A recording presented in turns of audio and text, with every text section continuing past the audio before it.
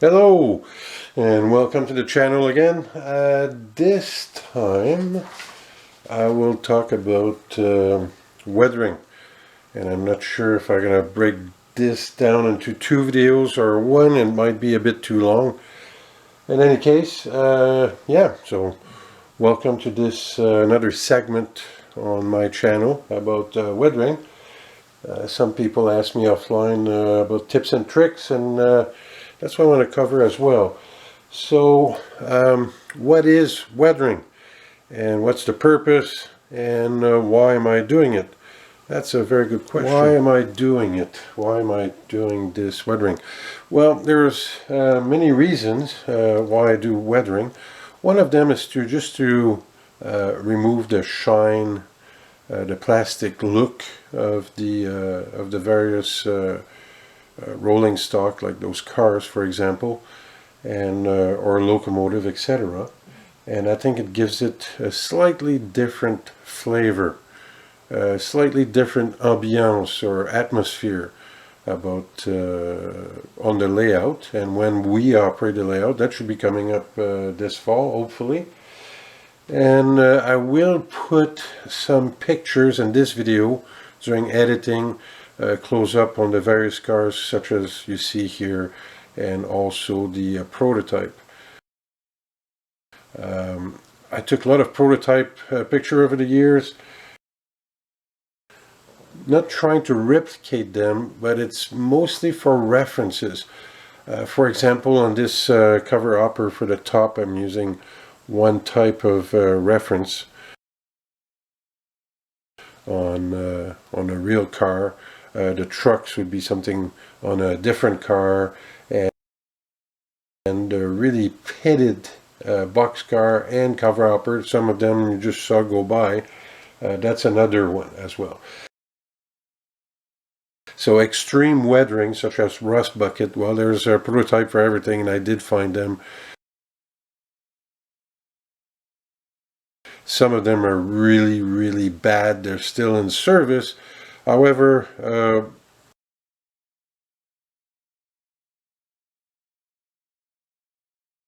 I'm not planning to replicate those really bad ones. I'm mostly looking at replicating something more lifelike in a sense. So I will put those pictures throughout this video. What we're looking at here is various type of weathering and that I do. When I mean different type of weathering, not everything is weathered to the max. For example, this car right here for lumber and paper, this is weathered with one type of technique, and the one to the right is not weathered at all. I think you can see that pretty well right here. What I plan to do for the tank cars, number one, they're not very glossy finish. Second, the era that I model, which is between 1989 and 1995, almost 96, some cars they have a tiny bit of weathering. Others, because they come to their end of their life, service life, it's heavier. Depends who's the road. For CN, I try to keep it pretty clean, with very few exceptions, of course. And just road grimes, light weathering, light rust. For my regional railroad, or if you like, my freelance one, for example, the cover upper to the right, well, it's slightly more, as you can see here. And foreign roads, depending where they're from, and also the type of car, it might be heavier, such as the IQ boxcar right here that I got. This one's a blue box, as everybody know. And what I change is the wheel set and couplers. And to the left of it, it's one of the rare CN1, well, rare, I think there's two in the layout, that's pretty weathered, actually. This one almost an experiment, but it turned out okay. And the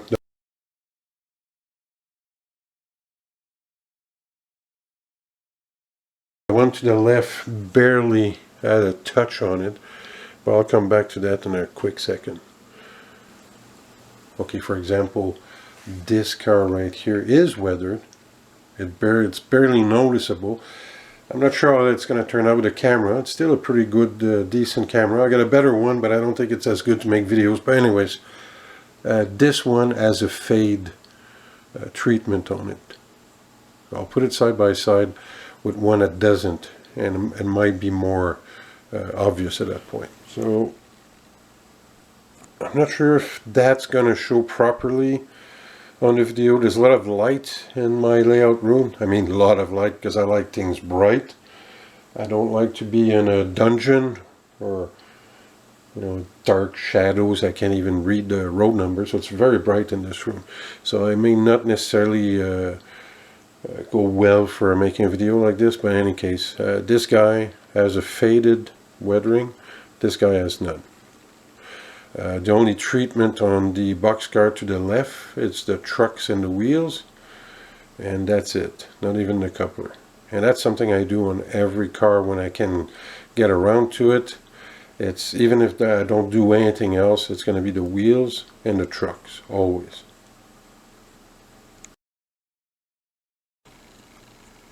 And by wheels and trucks, here's a demo. And again, it depends on the type of car, its service, who owns it, and how often does it run.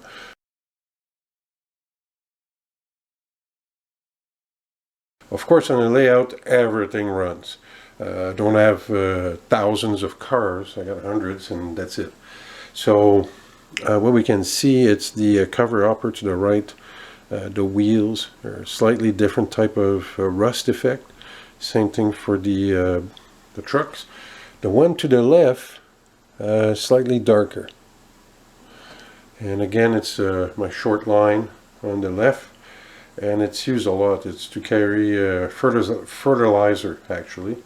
And the one to the right, it's wheat and corn and canola, that kind of stuff.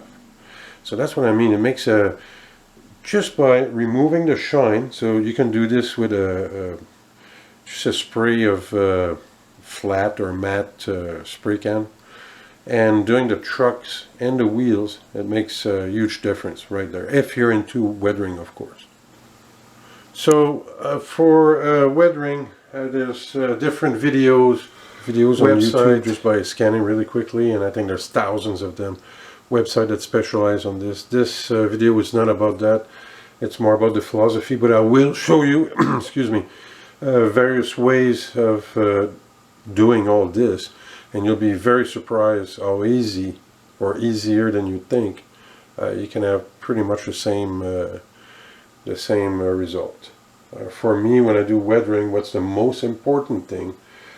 It's not to replicate something that's extremely realistic or just like the prototype. What's the most important thing is, can I redo it over and over again on various cars? So basically, the method that I use, can I control it to the point I can replicate it on various cars? And I don't put myself in a straitjacket. I use various type of medium to make this happen, and I'll cover that really quickly. I'm starting to think that to make this video, I'll break it in 2 parts because it's going to be way too long, and most people don't watch long videos anyways. But for those of you that watch it to the end, thank you, and I hope you get something from it. So what we're looking at, it's there's various ways that I do this one, and all the other ones. So starting from the right, of course I spray bomb it with white paint, flat white. I use acrylics and oil. I use both.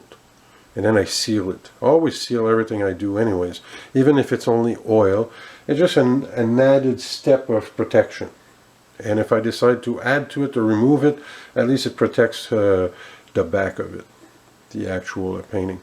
The Great Norton, that was done using oil and Tamiya paint, and also water-based felt pen. The one to the left, it's Tamiya paint, oil, and that's it. The one in the center, the cover upper, this guy here, I'll zoom in on it so you can see the detail, because it's made with Tamiya paint only. I don't know if the detail's going to come out, but I'll explain how I did that. And the one to the left, let me zoom out. This guy right here, it's with Tamiya paint and acrylics. That's it. And I'll put another one. This one, and I'm not sure it's going to show, that's gouache. That's it. Gouache, it's a water type, water-based paint. Gouache, it's what kindergarten and elementary school students or kids, that's what they use for painting. It's non-toxic, you can eat it, you'll be fine. It's water-based. I don't eat gouache, but I'm sure kids do. And the beauty with gouache, not only is it water-based, you can mix it with anything else, and all those paints, when they dry flat, which helps a lot. Okay, so when I say gouache, that's an example of it. Bought at Walmart a long time ago, and that's because it lasts a long time. This one is black. Not sure if you're going to see that well. Crayola, washable, non-toxic. And I also use yellow, but black mostly. For acrylic, the paint that you can buy at the dollar store, they're pretty cheap. They're $2 all-purpose. Again, I use that a lot for weathering bridges, ties on a railroad, trucks and wheels, cars, you name it. It's a mix. I don't follow any specific order. I mix whatever works. So there's this guy, and the other type of acrylic, I guess you could say, it's the Tamiya paint. Acrylic, because it's you can mix it with water. I mix it with something else, but I use various kind, right? Whoops. I make washes out of it, and I mix it with rubbing alcohol. Not any kind of rubbing alcohol. This one, isopropyl. Propyl, whatever you want to call it, rubbing alcohol, okay? 70%. If you go higher, you're going to remove the paint right off the bat. But this comes in handy for removing shine, to actually crack the lettering on the cars. And again, it's cheap, and it mixes very well with Tamiya paint. And not only does it tint it, so when it dries, it dries, I wouldn't say transparent, but it dries as well, a bit like an oxidation part, oxidize. Here's another sample of the gouache. I got this at Michael's. It comes with a big pack. It's pretty cheap. There's blue, green, etc. I'm just showing you an example. I don't necessarily use just that. I use other things, but I'll try to zoom in just for the brand maybe. I don't know if it's going to show, but they're pretty small tubes, and find them extremely useful, even for marking roads, the white and the yellow lines. They're very good. And again, gouache dries flat, and you can play with water, you can do everything else. And watercolor, water pencils. They're like your typical Crayola pencils. They come in a box. I got it at Michael's again. It's softer. The actual, the tip is softer, and you can use water to remove it. With your finger, it's gone. I use this to highlight some part of the cars, along the ribs, the rivets, etc. And these are, they're felt pen, but they're water-based, and they dry very nicely, and I use that to do highlights. I'll just show you what it looks like.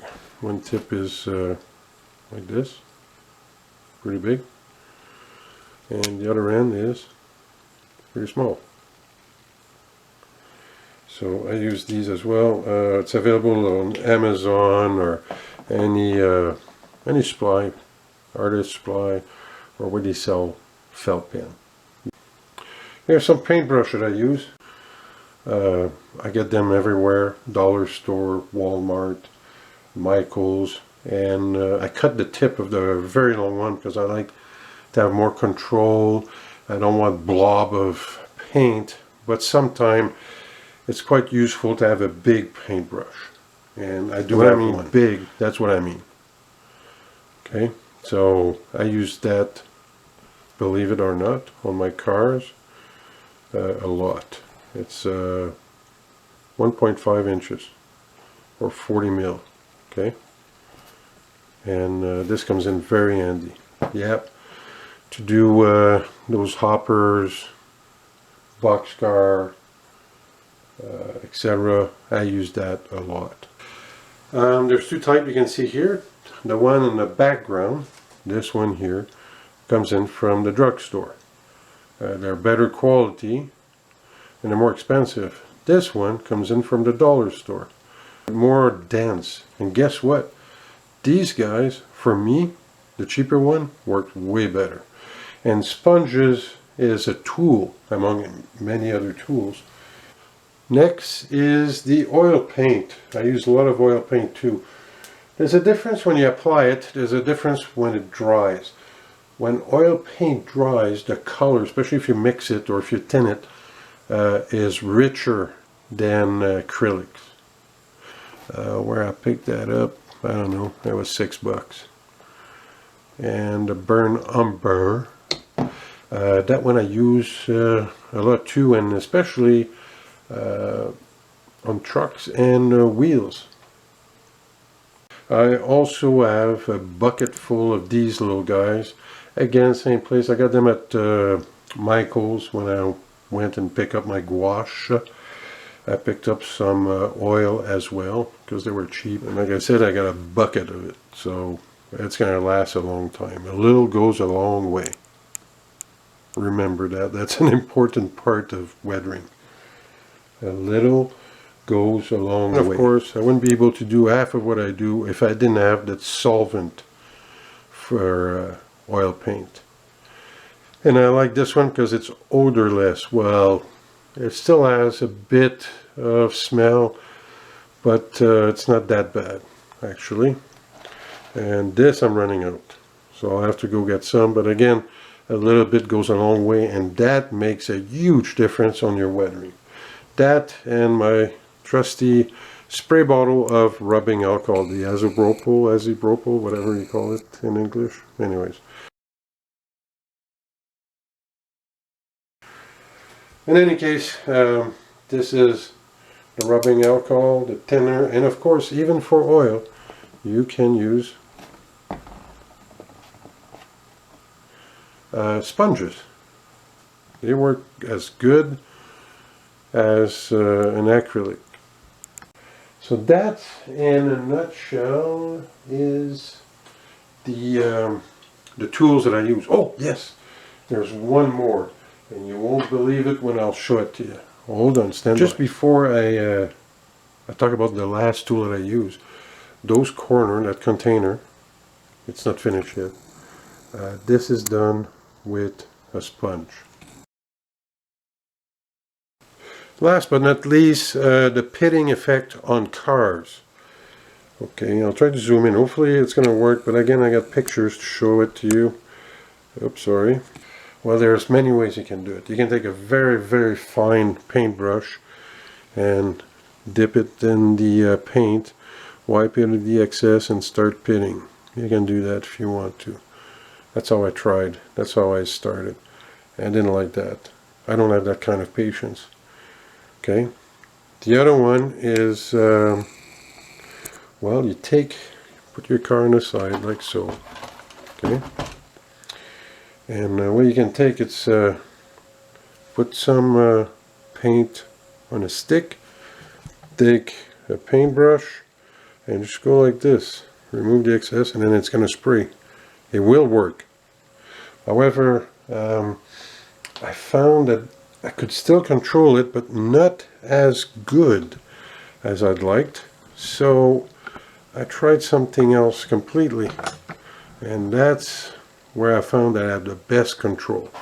So over the car, I dip in a mix of paint that I like, right? And let's say it's not this one, but just for the sake of argument, I dipped it into the Tamiya, removed the excess, and then I took a screw, yes, a screw, and I put the liquid in here, removed the excess, and because it's a screw, it has threads, it's holding the paint, and it gives me much more control than a stick. And then I use my paintbrush and gently go like this, 45 degree angle around the thread, and sometimes I turn the paintbrush as well, and that makes a beautiful spray that the actual droplets will remain pretty much the same size. And of course when it dries you can do another color, but you'll have to experiment. And if you use, in this case my droplets are made of water base, if I don't like it, I just dip this in water and remove them, wait till it dries, and start again. So that's the tools that I use to do all the weathering on everything. So I don't use anything fancy, nor a brush or anything like that. And it works pretty good. And when it's hot outside during the summertime, for oil, it's one of the best time to do it. Because when I do the trucks and the wheels, I put them in a plate, put that outside on the deck, let the sun cook them off, and within 24 hours it's dry. Same thing for the cars. And it's dried and I'm happy with the results. What I usually do, I spray them with a matte finish. I don't have the can with me, but that'll be on the next video. And just to seal everything. And I know oil seals itself, it's not removable easily. But just to give the final coating. And like I said, not everything is weathered to the max. Some of it is pretty light, other it's more heavily. Again, it depends on various factors, the age of the car, who owns it, where does it run off, and that kind of stuff. And some of it, they're barely weathered. And the first thing I do, usually in some of the cars, that's it, it's I fade the paint. Sometime once the paint is dry, you'll have better result slowly removing it than having added it in the first place. What's going to make the difference in the effect you're looking for, it's how do you apply it. How many layers, what type of paint, how long has it been drying. And I'll make a part 2, which should be shorter. But thanks again, and you have yourself a great day. Stay safe, have fun, and I'll talk to you soon. Bye.